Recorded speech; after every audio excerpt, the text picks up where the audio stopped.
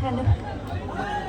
তো প্রথমেই অনেকটা রাত্রি হয়ে গেছে, তারপরেও উপস্থিত এত দর্শকবৃন্দ দেখে ভীষণ ভীষণ ভীষণ ভালো লাগছে। তো প্রথমেই উপস্থিত সমস্ত শ্রদ্ধেয় গুরুজনদের আমার প্রণাম, সেই সঙ্গে ছোটদের অনেক অনেক ভালোবাসা। সবাই কেমন আছো? আর সামনে বৌদি ভাইরা ভালো নেই নাকি? ভালো নেই কেন? ভালো আছো তো? সবাই ভালো আছো? ওকে, ভালো না থাকলেও আমরা কিছুটা টাইম একসাথে কাটাবো, এনজয় করব।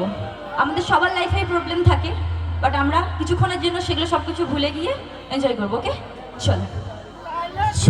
আমরা কি এখন গানে ফিরবো? আচ্ছা, তো ম্যাডামের সাথে অনেকদিন পরে আমার কাজ, তাই তো? অনেকদিন পরে ম্যাডামের সাথে দেখা। তো আমার পক্ষ থেকে ম্যাডামকে হ্যাপি নিউ ইয়ার, যদিও হ্যাপি নিউ ইয়ারের 3টে মাস কেটে গেছে। একদম হ্যাপি নিউ ইয়ার। একদম। চলো আমরা ম্যাডামের সাথে, ম্যাডামের কাছ থেকে গান শুনবো, তারপরে ডায়লগ অবশ্যই হবে। আর ম্যাডামের বাড়ি কোথায়, অনেক কিছু কোশ্চেন আপনাদের থাকে, আমার বৌদি ভাইদের থাকে, সব কিছু হবে। চল, এই মুহূর্তে আমরা ম্যামের কাছ থেকে গান শুনবো। ম্যাম যেমন অ্যাক্টার, তার সাথে ম্যাডামের গানের গলা কিন্তু অসাধারণ। ম্যামের সাথে আমি প্রায় 3 থেকে 4টে স্টেজ শেয়ার করেছি, আজকে প্রায় 5 নম্বর স্টেজ, আর আপনাদের জন্য সারপ্রাইজও আছে। চল, এই মুহূর্তে।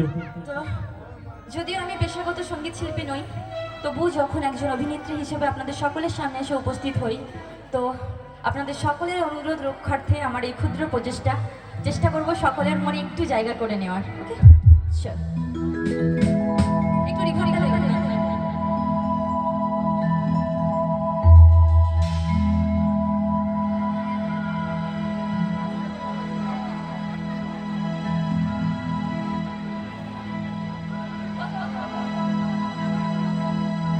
আস্তে আস্তে সবার সাথে হবে।